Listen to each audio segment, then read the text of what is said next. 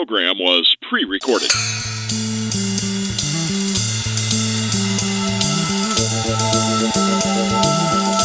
You've entered the Fletch Nation with Roy Fletcher, political analyst and socio-political prophet, and Kevin Gallagher, TV and podcast host, and opinionated jackhole.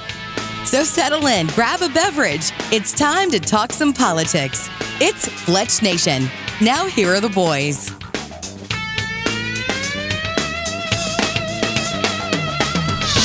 Hey, welcome into the show, Fletch Nation. Here we are coming at you from Old School Barbecue Smokehouse, 10655 Coursey Boulevard in the state capital, Baton Rouge, Louisiana. Mr. Roy Fletcher sitting to my right. How are you, sir? Sir, how are you, Kevin? Well, good to see you again. It's always good to see you. Where would you like to, I see you've got copious notes in front of you. Where would you like to begin your discussion? I have drawings in front of them. They call that writing. Let's call it shorthand. Yeah, well, that's at the best you can call it shorthand. I'm a reporter sometime. I'm going to call it shorthand. Yeah, okay. Well, whatever you want to call it. So anyway. As long as you can read it, that's all it's important. So there's a lot to talk about, but there's some things I want to focus on, and one of them is the first thing I want to focus on is the ABC poll that came out last weekend, this past weekend, that had Joe Biden at 36% approval. That's the lowest. That's the lowest. Sampling was across party lines, or? Yeah, across party lines, and I mean, I don't know that he had anybody say approved him as that was a Republican, and even the Democrats are starting to flake now. Wow. And Trump in the matchup, Trump beat him by 6, and DeSantis beat him by 5. The Democrats are under an enormous, very difficult situation now because they got a candidate who, by the way, in this poll, there was a majority, or a very large minority, that said that they don't believe that Biden has a physical, mental acuity to be president. This stuff is really building up. There's something else building up too. I'll get to it in a minute with respect to the debt limit. But this stuff is really, really building up on Joe Biden. And so the Democrats now are faced with a situation of the worst thing that they ever wanted to do was to nominate somebody that could lose to Trump, right? Because they do not want Trump to be reelected. And now they're faced with the Democratic standard bearer, the President of the United States. Numbers falling dramatically. And I think he's down 6 in a month. And Trump and DeSantis punching a lead on it. And I think there's a lot of pressure to start looking, okay? I think they're going to have to start looking. Today a poll came out, and among Democratic voters, Kamala Harris is way down.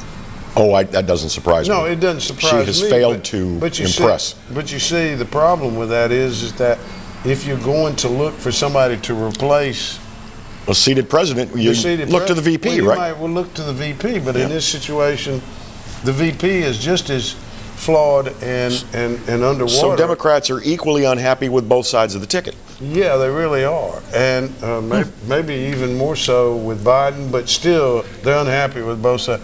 So the problem becomes who?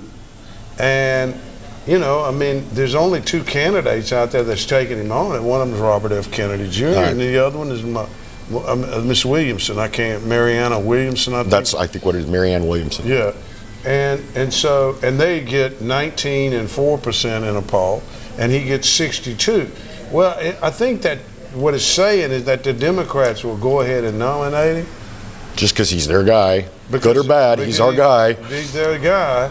But the question becomes, will they vote for him? And that's going to be the question over the next few months. I think that, but the Democrats got to work this out, and I just think that, you know, I think that at some point, Gavin Newsom is going to say, well, there's a huge vacuum there, and I can fill it, and. Whoa, though. I've heard this name before, but Roy, what record does he have to run on? He has none. But that don't stop egomaniacs. I'm a good-looking middle-aged man. That's what he's selling, and I'm going to give $1.2 million apiece for reparations. That's what he's got to sell. Now, he's kind of backing off this reparations money That's a lot of money. You see, California's in a massive deficit.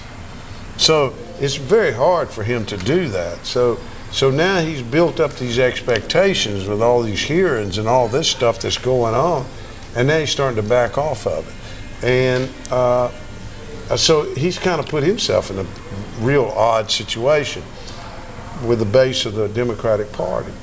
But the fact is that he's going to have to some point say, let me fill this vacuum and run. And no, I don't see any record that he has I can't think of anything that he's done that makes any sense whatsoever. I thought about this a couple days ago, and I wanted to ask you if we talked about the presidential race. For the Democrats, is there a potential Cinderella boy out there that'll come in from nowhere and captivate America? You mean kind of like in Caddyshack? Yeah, Cinderella boy out of nowhere. Yeah, yeah, that exactly like that. Yeah, well, of course that's what you're talking about. But no. I'm sorry, I love that movie. I do too. That there may be, but who is it? And the Democrats. I mean, there's not somebody that they can say this is it or that's a real possibility. On the other hand, the Democrats are faced with a real problem in the United States Senate because they have a lot of people. They have at least 4 that are in real trouble. Mm-hmm. Joe Manchin, obviously, and I think it's one from Wyoming or Montana. I can't remember which. I think it's from Wyoming. Is in trouble, and 2 more that just right off the top of my head I can't think of. So they're going to be in a real battle to try to save the United States Senate. And the Republicans right now, that doesn't mean that they're going to do it because they could screw up a 2-car funeral. But we all thought 22 was going to be a magic year, and it didn't work out so well. But the fact is that the Democrats have real problems in the Senate, and if it goes like anything that's potentially scripted here, the Republicans will probably take control of the Senate and probably retain control of the House right now, and they have a real shot at winning the presidency. And for the first time in a good while, you have a unified government. The question is, what happens with that unified government? Do we have Paul Ryan as Speaker of the House to screw it all up? Roy, what happened? They had it all. The Dems, they had it all. What happened? Did they push America too far with certain policies? Yeah, I think they did. And there's a lot of other stuff going on, too. And there's unease in this country. There's a terrible unease in this state. And we can talk about that, too. But there's a major unease in this country. And I feel like nobody says this in Poland or anything like that, but it really does feel like perhaps maybe the empire is on the decline. It's all of this social issue stuff, all of this weird stuff, and at the same time, you have an economy that is, while the Democrats would like people to think it's expanded, it's really, there's something wrong with it, and nobody can really, I haven't read anyway, anybody can really explain it to any solid degree. Why are people so uncomfortable about the economic conditions of America? Well, inflation and so on and so forth. But it's more than that. It's even more than that. I'm going to tell you, we got about 30 seconds here. I want to come back and take that up in context of the subject of debt limit. I think it's big argument in Congress right now. Yeah, it's a big argument. But there's something fundamental about it that I picked up on yesterday in some polling data that really surprised me, and I think it's surprising the Democrats too.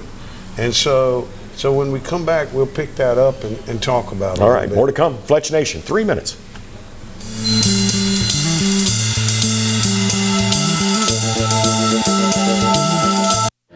Got termites?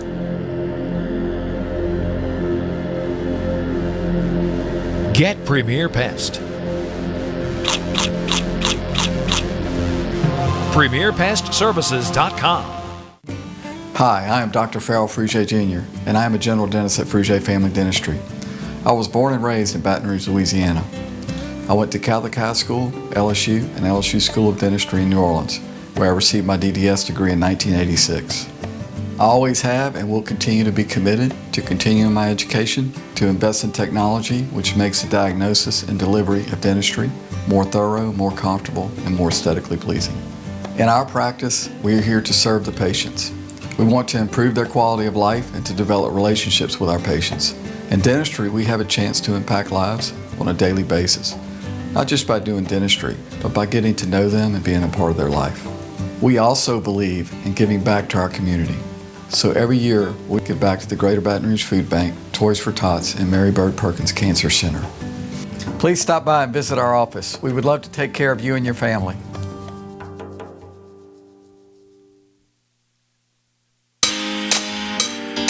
Every great story starts with the rush of thrilling gaming action. Handcrafted flavors, eager to please. Getaways for some well-deserved me time. And rewards worth bragging about. If it's a story worth telling, it starts at La Berge Baton Rouge. What's your story? You could be driving a... Now's the time to save on new Accords during Happy Honda Days at Team Honda of Acadiana. Get our lowest prices and biggest savings on our largest selection of Accords this year. Hurry in and save during Happy Honda Days at Team Honda of Acadiana, I-49 just south of Opelousas. Visit Treads & Care Tire Company's new location on Hooper Road in Central. Locally owned for over 50 years, Treads & Care is known for quality automotive repair and top-notch customer service. I'd like to invite you to come out and see us at our new location in Central.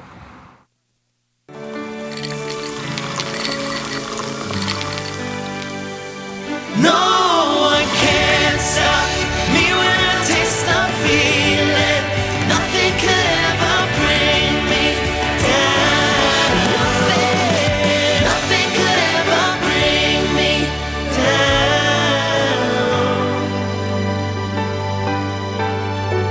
Taste the feeling.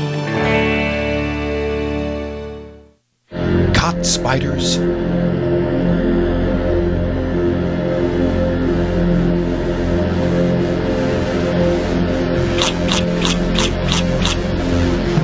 Premier Pest Services.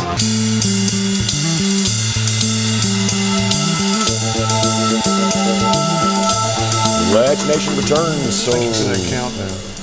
glad to have you with us, and we thank Marty Campbell, our floor director, for his assistance in He didn't count us out, but he counted us in. carrying on the show. So we're talking about the Democrats. We're talking about trouble within the party. We're talking about also that there's a big brouhaha on Capitol Hill right now about the debt limit. Yeah, I the mean, fisc. Whether we break the debt limit again for the 50th damn time in the last 25 years, I don't know what it is, but I mean it's almost like a pre or early summer celebration. Yeah, it's an annual thing. Summertime, let's have a debt limit argument. Debt limit. And we'll threaten default. The U.S. government's going to shut down. They do that about, every 6-8 months? Everybody gets into it. And normally, the president, normally the party that wants to spend money, usually wins the debt limit fight, okay? The party that wants to cut normally loses. And this has gone back since '94 with Newt and all of them, just bad stuff. And it's been bad for the Republicans because they want to argue that they want to cut stuff and blah, blah, blah. But now, a recent poll came out that 57% of the American public, of all voters, support the Republican debt limit plan. Now, that I'm sure they don't know what that means, but that's important. They know it means less spending, right? Mm-hmm. And they think by 44 to 25 that Biden should be the one to compromise on the debt limit fight. Okay. That's pretty heavy. Even 44% of the Democrats support the Republican debt limit plan. They say. So when you ask the question, you say Republican debt limit plan, and you would think, well, all the Democrats will go against that. No, 44%. Now, why is this happen in this way, because this is not normally the way it would happen. No. I think two things. One is that the Democrats are trying to particularize the cuts. Mm-hmm. If they can particularize the cuts, they make the cuts more onerous to people. Mm-hmm. On the other hand, I think there's something fundamentally different this time. And that is, given Biden's collapse in job approval ratings and so on and so forth, I think that there is a real feeling in America that this administration and Congress, or this administration in particular, has gone far, far, far way out in left field on spending, and has become excessive to the point that even Democrats, half of them, can say, wait a minute, we got to have a debt limit plan here that engenders some cuts. So if that's the case, Biden is going to have to, some way, find a way out of this. Their first effort, however, is to particularize.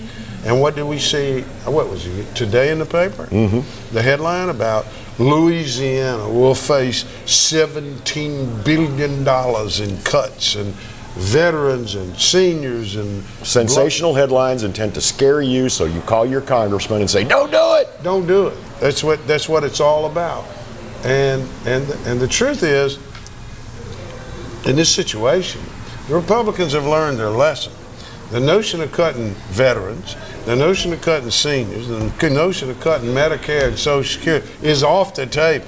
Now, they don't leave a lot in the budget, but it's off the table. They have been very clear about that, and if I would suggest something to the Republicans, it would be, you go in there and you pass a resolution in the House that says there will be no cuts to these programs. Y'all all vote for it, and you send that to the president. Mm-hmm. Now, the Senate can do what they want to, because they're the Democrats. Mm-hmm. But the Republicans in the House ought to be very clear about that, so that the American public understands that that's not even on the table. But it's not on the table. McCarthy and them have maneuvered around. They're maneuvering all kind of ways to get that off the table. And so, if I'm right, that people see this administration as being a bunch of dollar guzzlers, the Democrats, fiscal nincompoops. Nincompoops. The Democrats have a real problem. Not only do their top two candidates have negative job approval ratings, seriously, but then this issue of debt, and this deals with the national economy in many ways. This issue of debt is creating a serious undertow to them that's even affecting people's normal, traditional kind of way of looking at it. I'm not for the one that wants to cut everything. As a general rule, I'm for the guys in this situation, the people in this situation that want to cut, which is fascinating to me, and it shows you how far this administration has fallen in terms of its ability to convince people that it's running the government. Now, that's the other thing is that's starting to pop up in polling, is that people, almost a majority, if not a little bit more than, are starting to say now that Biden's not running this country, somebody else is. Who is that? I'm going to use my imagination and answer your question. Yeah, go ahead. I know Barack Obama, Susan Rice, Valerie Jarrett. Probably is. And Michelle Obama. Yeah. The four of them. But the fact is that people are beginning to even question that. That goes back to his mental acuity. It goes back to all of that. And so Joe Biden has a real image problem, just a massive image problem. But let's for a second, let's forget about Joe's age.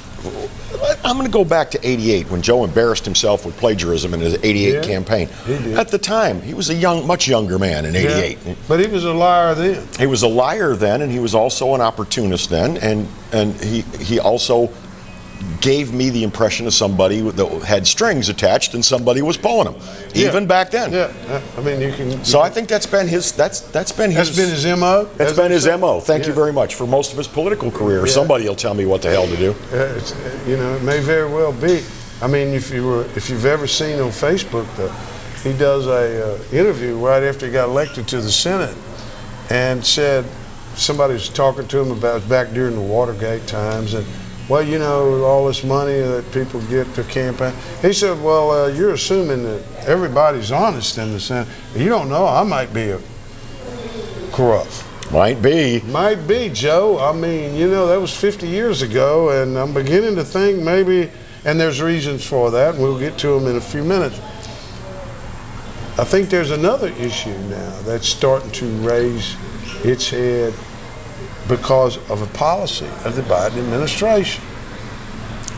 And it was already there, but now we're getting ready to see it in its full bloom with the ending of Title 42. Immigration and illegal aliens coming in this country is about to explode. That's why they had to send 1,500 troops, which is negligible, it's nothing, to the southern border. That's why the Texas governor had to call up 550 or 700, whatever it is, Texas National Guard to get to the border. The president of Guatemala has informed Congress, or at least a member of Congress, that to expect somewhere in the neighborhood of 80,000 illegal aliens are moving. A snake is moving toward your country. Interesting. We'll be right There's back. an image We of won't Brownsville, take that Texas, right there. Yep. More to come. Stay there.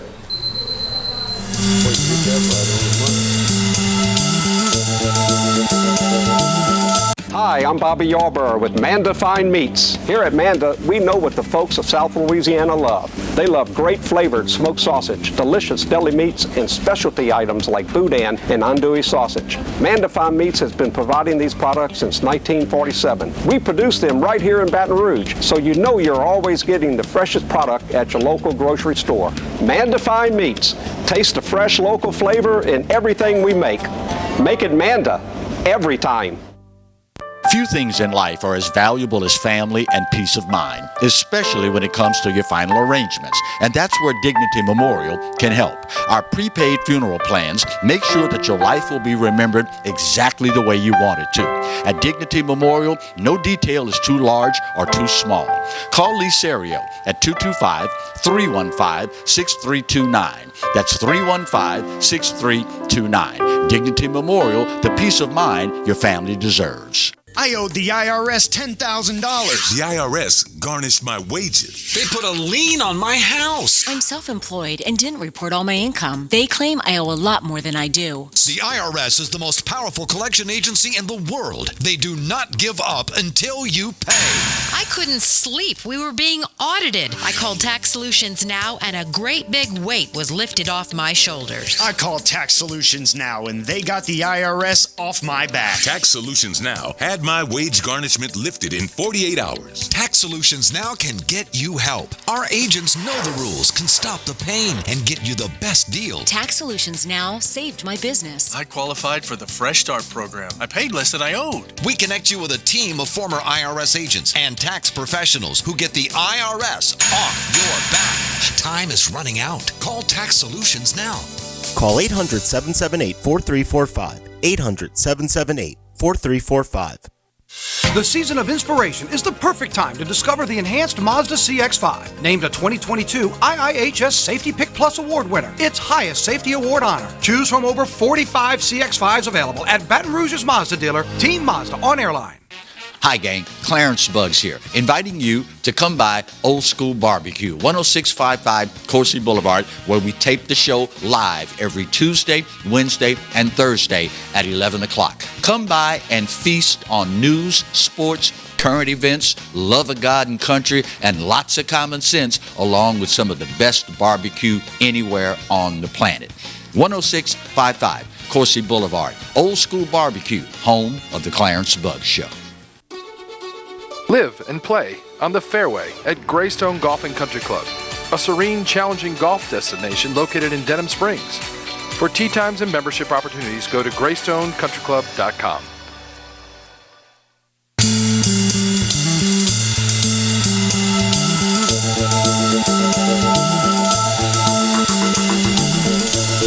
are back with more of Fletch Nation. Thank you for spending some time with us. Coming at you on Pelican Broadcasting's fine stations and seen on cable systems across the state, and also heard on radio stations across the state as well. We thank you. So we talk about immigration, legal immigration. Title 42 ends midnight tomorrow. Yeah, and they apprehended, according to Fox right there, they apprehended 10,000 yesterday on the border. They're going to process them. You know what's going to happen. They're not sending them back. They had to tell them to get across that river or, you're going to get in trouble. We put you in jail forever. They don't have the jails for it. So what the hell are we doing down there? The only way to have we're helping them, we're facilitating their transfer into the United States of America. The only way that could have been stopped was with a physical barrier. The wall. That way you don't have to process. Well, at least slow down. People are going to climb a wall. They're going to tunnel under a wall. Hell, I even heard stories about making a slingshot to throw people over the wall. Well, that's true. They're going to do like something. Wile E. Coyote. But that turns it down to a very small trickle compared to a gusher that's coming. But the Guatemalan president has warned the United States. 80,000 people are moving through his country, headed toward the United States border. That's a lot of people. And particularly for a couple of days, you get what if the headlines of the day, Border Patrol grabs 62,000. Then you talk about, just kind of multiplied over a month, and you're talking about a hell of a bunch of people. I heard on Sean Hannity's radio program last week, he said an estimated 7.5 million people have crossed the southern border since the day Joe Biden was inaugurated. Wow. 7.5 million people. In other words, I guess that'd be about the size of New York City. Roughly. Yeah. And of course, the mayor of New York and the mayors up there now are all in a tizzy over all the illegal immigration, because they come into your... Call yourself a sanctuary city and see what happens. Yeah, they come into your front porch now, and you got to deal with it. But, so this immigration issue is it's white hot and going to get hotter. And here's the problem with it. It looks like this administration's incompetent. Another form of saying, you don't have the mental acuity, you're not in charge, and there's something badly wrong with this administration. And that's what this issue demonstrates. I'm going to go off on the conspiratorial. Do you mind? Oh, I love what that. It says is that you're not in charge, and whoever is pulling the strings is choosing to not pull some, if you know what I'm saying. Yes. And what's the end game? This. What's the end game there? It's like, to what degree do people, forces, advisors, or whatever you want to call them, want to make things much, much worse in this country? That's the end game, is to make it collapse. And that tends to be the question that's asked over and over and over by people that follow this stuff. It's really a question that I think that bothers a lot of people. Because is this an effort to destroy this country? It's not, we know it. It's not about how one feels about people that are from below the southern border. It's about the country becoming unsustainable for the people that are here. Yes. That are going, help me.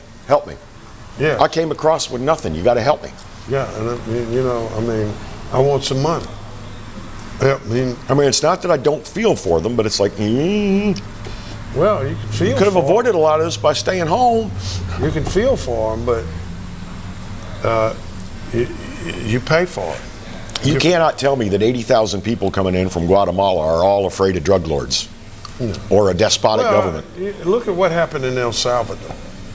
The president down there put 40,000 people in jail.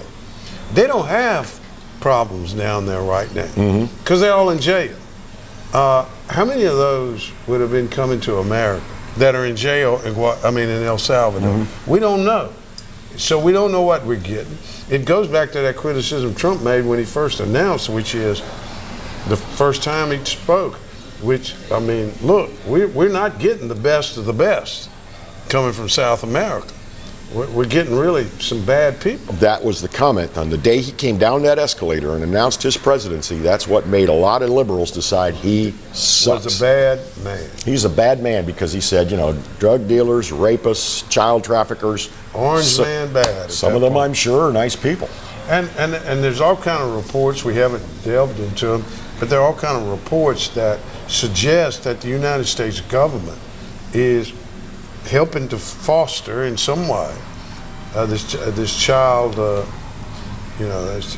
child transportation. Sex trafficking? Sex trafficking, yeah, and all of that because of the way that they're handling these cases and with all these kids coming in here, and that a lot of those kids are unaccompanied. Not about it with their parents, they're unaccompanied. They're here because some donkey brought them up here. Some mule. What do they call them? A coyote. That's what they call them. Coyote is a human trafficker. Yeah, the mule is the dope. The coyote is the people. Anyway, so that just terrible. Yeah, it is. It's very bad. And so that's another problem that they have in the Biden administration. Then there's another problem. If that's not enough, here's the other problem. Today, James Comer, the chairman of the House Oversight Committee, and his committee released a 36-page memo that basically says that the Biden family were engaged in payoffs and kickbacks and so on and so forth while he was vice president. And not only did they say it, but they have the suspicious activity reports of banks to back it up. And that apparently what was going on was when he became vice president, they started a number of LLCs, the family did, a lot of them, like 20, and they were able to secure this means, kind of jumble it all up, and it was coming to this company and that company, and $10 million. Where would it come from? China, Russia, Romania, Ukraine, Mexico, Kazakhstan. See, I'm bad as Joe Biden. Kazakhstan? Yeah, and Oman. This is what they know of so far. And the recipients, the names are Biden, sons, brothers, nieces, nephews, and grandchildren. Business associates. And the business associates. Yeah, that's who they are. So, and I think that is beginning to permeate the American, that story is beginning to permeate the American public. And Comer's presentation today suggests that it's going to be even more so. People tried to tell America that Biden was a crook during the campaign, and nobody wanted to listen. No, I mean, they didn't want to listen about anything because Trump, orange man bad. You realize what I just said a moment ago? That's probably going to get us banned from Facebook next week. Because I just said Biden was crook. Well, let's put it this way. That was their opinion. Let me. That was their opinion. I'll disclaim it. He is allegedly a crook. Okay, does that cover you up? Things look bad, though. Yeah. This guy Santos, is he not? Oh, he's being indicted. Mm-hmm. Wire fraud, mail fraud, lying to That's the lion-ass Republican that just got elected in New York. He's been whacked pretty hard today. So. I'm sorry, we do have a monitor with Fox News on one and Newsmax on the other, and we see crawl sometimes while we're taping. But if these, are we done with that segment? All right, let's go to commercial. Yeah, sorry we let the clock get away from us. I didn't realize I wasn't looking. 3, we'll be back. Fletch Nation.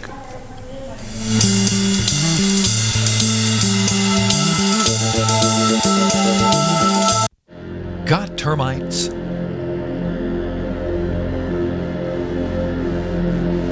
Get Premier Pest. PremierPestServices.com. Hi, I'm Katie, Operation Manager here at Old School Barbecue. We're excited about all of the changes here at Old School, and we'd like to invite everyone to come out and enjoy some delicious barbecue at Old School prices. We feature brisket, chicken, ribs, sausage, and the Boss Hog pulled pork sandwich voted best deal in town. We also have live music Friday and Saturday from 7 to 10 p.m. 10655 Coursey Boulevard. We can't wait to see you. Hello guys, it's Debbie. It's time. I've got a brand new location. 10510 Airline Highway, Baton Rouge, next to After 5 Tuxedos. We have the perfect spot to get all your wedding and formal wear needs. Come see our one-of-a-kind name brand and get great prices. With 30 years experience, the best customer service anywhere. It's Debbie's Bridal, Airline Highway, Baton Rouge. See you soon. Hi, I am Dr. Farrell Frugier Jr., and I am a general dentist at Frugier Family Dentistry. I was born and raised in Baton Rouge, Louisiana. I went to Catholic High School, LSU, and LSU School of Dentistry in New Orleans, where I received my DDS degree in 1986. I always have and will continue to be committed to continuing my education, to invest in technology which makes the diagnosis and delivery of dentistry more thorough, more comfortable, and more aesthetically pleasing.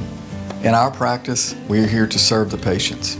We want to improve their quality of life and to develop relationships with our patients. In dentistry, we have a chance to impact lives on a daily basis, not just by doing dentistry, but by getting to know them and being a part of their life. We also believe in giving back to our community. So every year, we give back to the Greater Baton Rouge Food Bank, Toys for Tots, and Mary Bird Perkins Cancer Center. Please stop by and visit our office. We would love to take care of you and your family. Hey everybody, I'm Kevin Gallagher. This is Roy Fletcher. We hope you'll join us for Fletch Nation, especially if you like talking politics. Hey, come and join us. We'll give you the information, and then we'll give you the context. And by the way, we'll give you fun too. Lots of fun. We hit the local races, the state. We even look at what's going on all across America. And by the way, this space is available. If you'd like to talk about advertising, send your emails to Roy Fletcher at royfletcher.com and join us every week here on the Pelican for Fletch Nation. The biggest sale of the year is happening right now during Happy Honda Days at Team Honda. For a limited time, make no payments for 90 days on every new Honda. That's right, you choose and make no payments for 90 days at Louisiana's #1 Honda dealer, Team Honda on Segan Lane. Caught spiders?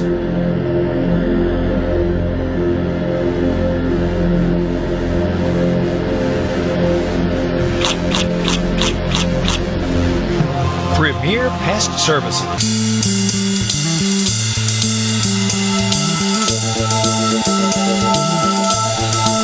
Hello again, coming at you from the Old School Barbecue Smokehouse at 10655. Huh? Forget that damned address. 10655 Coursey Boulevard here in Baton Rouge. Come on by and enjoy some good old school barbecue. Well, you do know where you are.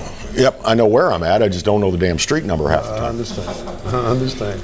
But that's all right. So anyway, the immigration issue, the debt ceiling, the Hunter Biden. Hunter has some other problems too. That broken this week, already this week.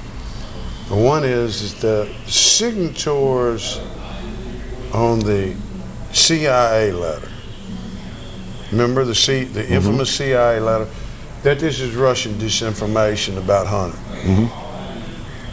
Well, apparently they have evidence now that there were some people in the CIA, or at least a person in the CIA, was going around collecting those signatures and promoting the signature, which would be, well, that wouldn't be good. That would be really bad. And so it wasn't just these people decided they would sign a letter that everything was terrible, and they talked it over in the lunchroom. Yeah, that's right. That's good. Probably a pizza party, something like that, at least over the phone. And then the other thing is that now Fox reported yesterday these texts that are coming out where it implicates Biden in knowing a lot of stuff, and it repeats the Bobolinsky, the 10% for the big guy. But there's other ones now that interaction between China and different quote investors around Hunter's business, and you need to bring Joe and that kind of thing. And did Joe go? We don't know. All that kind of stuff that strongly recommends the notion that perhaps somebody lied about not talking about Hunter's business with him. Maybe somebody did. Yeah, I don't know who that was. Who did I hear say that I have no knowledge of my son's business dealings? Yes. It's like, we have photos of you in business meetings with your son, Chinese people. Yeah, well, I mean, Kevin, you want to be harsh, like you just work. I just, what gets me is we're seeing this tendency now. People will just, you may even have evidence, and they just, no, it's not. This is damning evidence against you. No, it's not. That's not me. It wasn't me. We can talk about that a little bit in connection with Trump this week, because the New York jury decided that Trump did not commit rape under the civil standard, okay? Not the higher standard of beyond a reasonable doubt, but within a civil context, meaning there was clear and convincing evidence, which is much lower than beyond a reasonable doubt. But they couldn't just go, well, he didn't commit rape with this woman, whoever she was. They had to go and say, well, you owe her $5 million. Yeah. For what reason? Because we don't like you. Because you are bad. Orange man, bad. Battery. Battery under the civil standard, which was a preponderance of evidence, I believe. Meaning 50% plus one. You battered her. What? I don't know. There was never any evidence in there hit her or anything. Well, putting your hands on someone, you're a lawyer. Well, put your hands on somebody in an unwanted fashion. That can constitute battery. I didn't see any evidence of that. I don't know. Maybe it was there. I just missed it. But then the other one was... Did he do the famous Access Hollywood thing? You know what I'm saying? Well, they asked him about that. But the thing is then they get... That's not really why they put the money on her. The money was put on her because he said, she's not my type. And she said that he lied about that. That I am his type. And therefore, he owes her me. money because he has harmed her. I don't see this one surviving an appeal, honestly. I don't know. I mean... It doesn't have to survive an appeal. The initial judgment is all the liberals will need to go, yeah, well, Trump! But he was convicted of rape. It's like, it was a civil trial, you jackass. Well, he wasn't even convicted of rape. They're civil trials. So what difference is it? I mean, it's a very weird situation. But no, you know what I haven't heard anybody paralleling this to? The Kavanaugh hearing. Could be. I mean, it was just like Justice Kavanaugh. That woman, I can't remember, was her Christine Blasey Ford, was that her name? Yeah. She had mostly unfounded allegations, huge holes in her memory.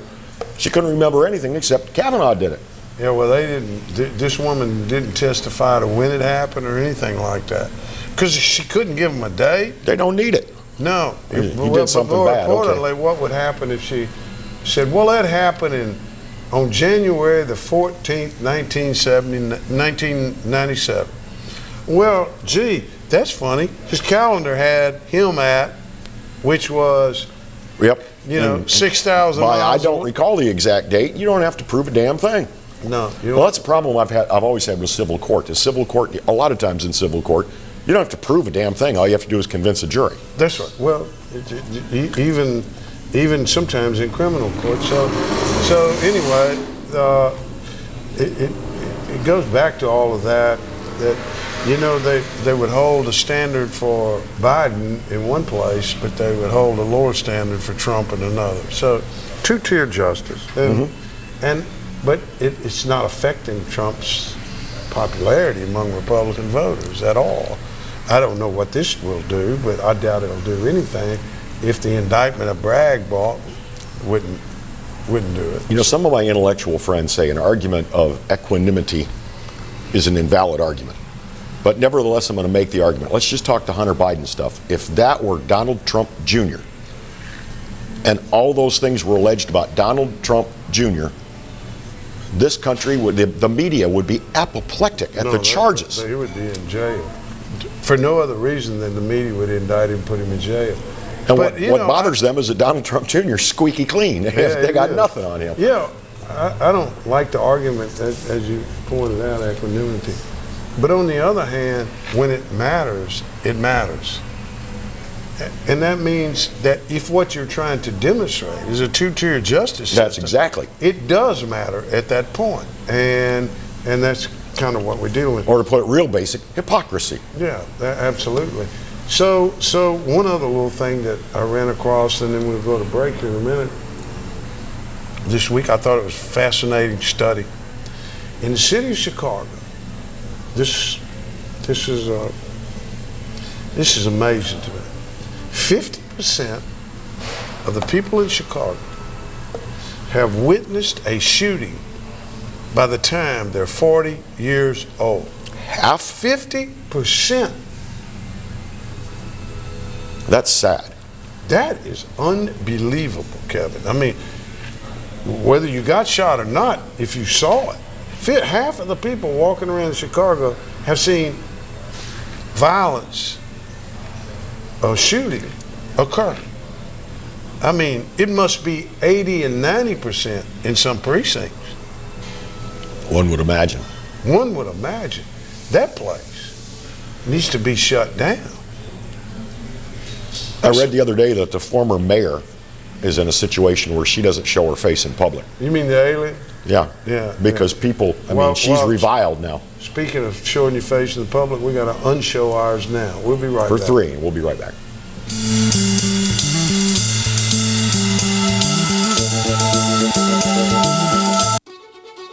Live and play on the fairway at Greystone Golf and Country Club, a serene, challenging golf destination located in Denham Springs.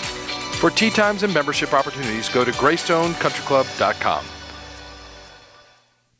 Sometimes life is wonderful, and sometimes it's not. Cherish the good, but always be prepared for life's challenges.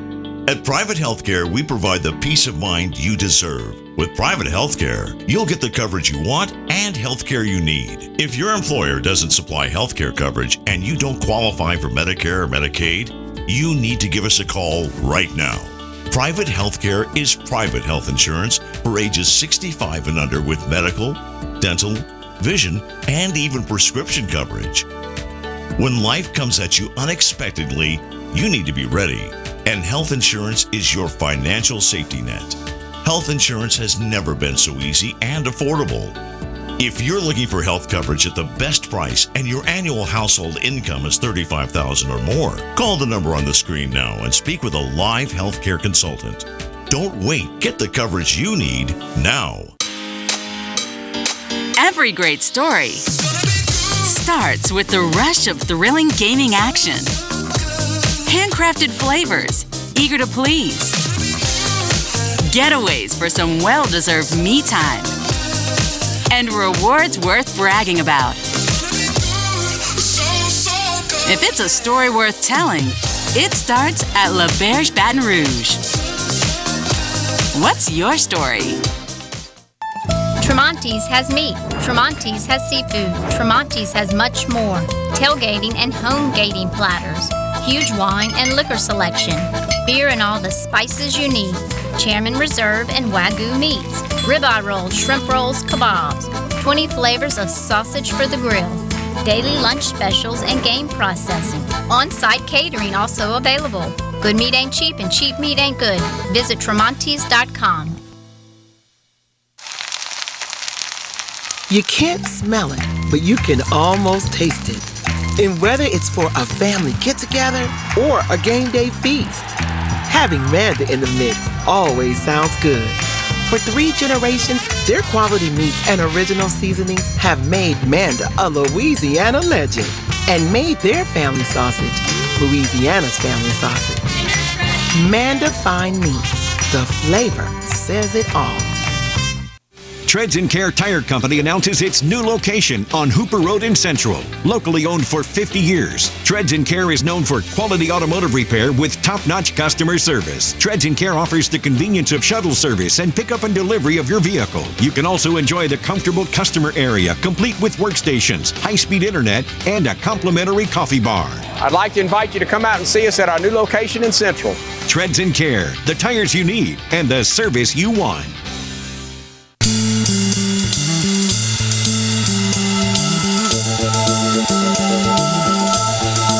One last bite of the apple here on Fletch Nation this week. Glad to have you with us. You're right, Kevin. You can't borrow your way out of debt. You cannot, but we were talking about the whole debt ceiling argument during the commercial break, and it's like, so as I understand it, you tell me if I'm wrong, because I have a simple mind about government fiscal matters.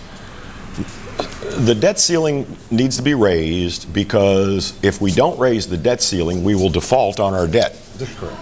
So does that mean we have to borrow more money so we'll have money to pay the loan on our debt? Or loans. That's what it means. In other words, there's about, I don't know, I think it's maybe $400 billion a year, $350, $400 billion, that goes into debt service. It's like using your credit card to pay your mortgage. But it goes into debt service, so it keeps building because more debt comes on that they've done in the past. And interest rates go up, and you're paying a lot of money in debt for this country for all the stuff that's going on before. And so now, when you get to the place where you don't have the money to pay for it and you're in a deficit spending situation, what do? You go pull the credit card out and put it some more on there. I don't think the federal government can go Chapter 11, can it? We will defer our payment. Yes, the federal government can go Chapter 11. It can go. Seriously? This government could default.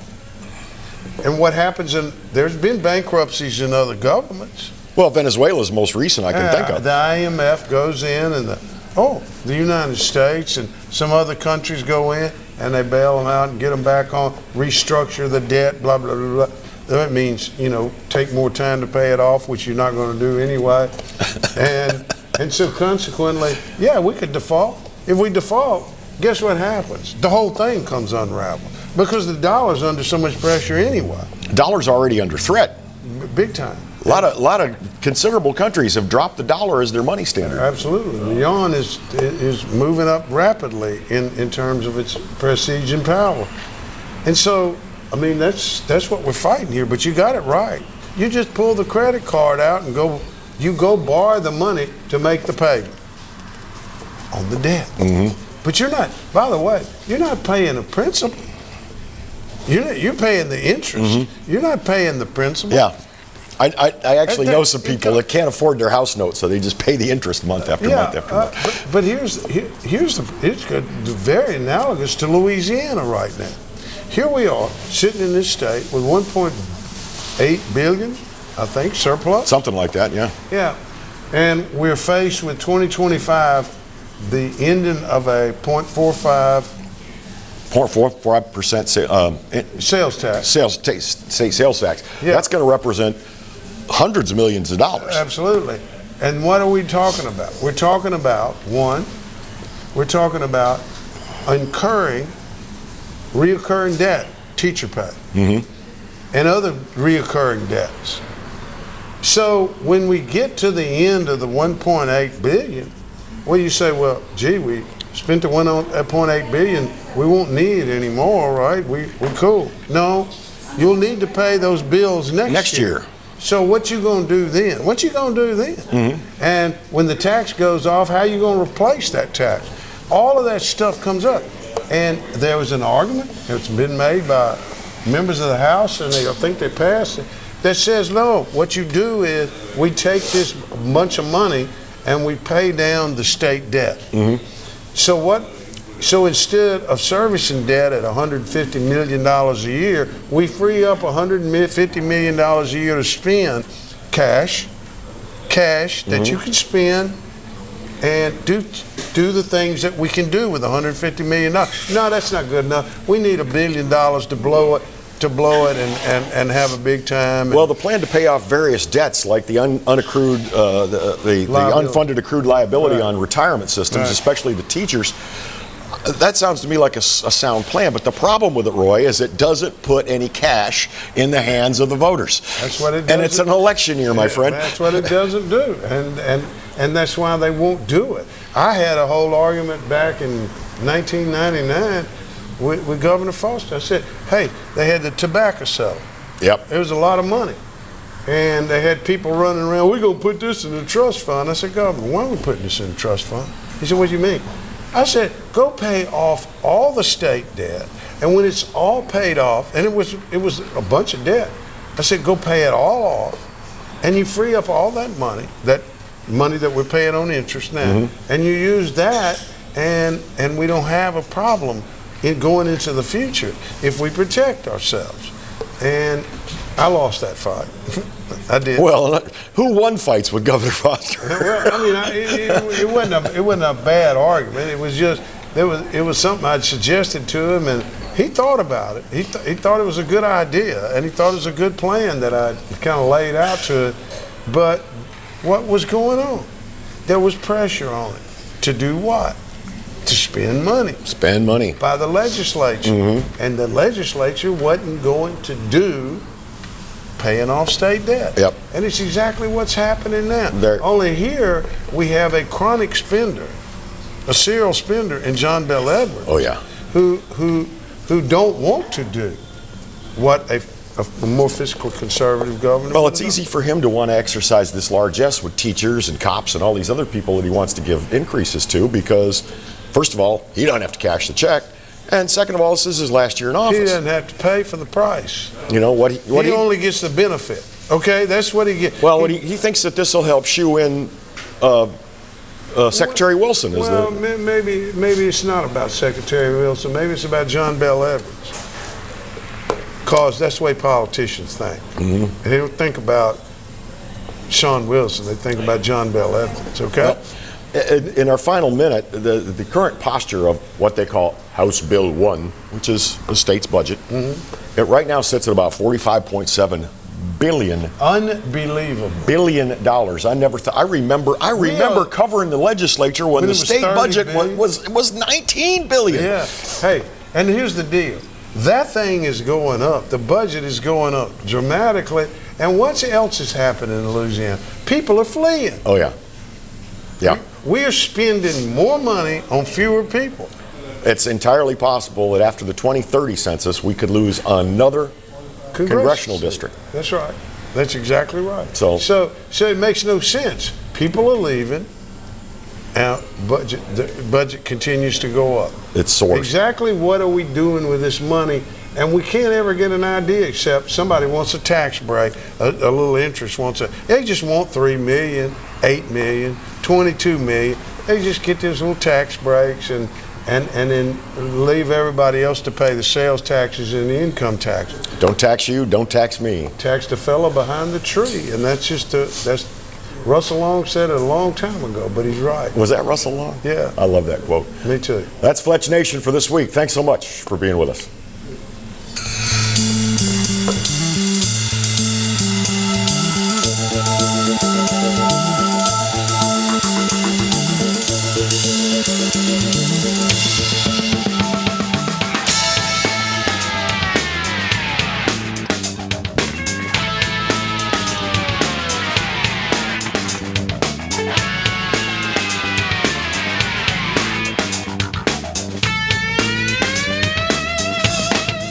Listening to Fletch Nation with Roy Fletcher and Kevin Gallagher. Remember, if you heard something that ticked you off, upset your sensibilities, or threatened your precious safe space, the opinions expressed by the hosts and guests are purely their own and do not reflect those of this radio station or its advertisers. So if you're calling a lawyer, or planning a boycott, or a cancel campaign, forget about it and join us next week for more Fletch Nation.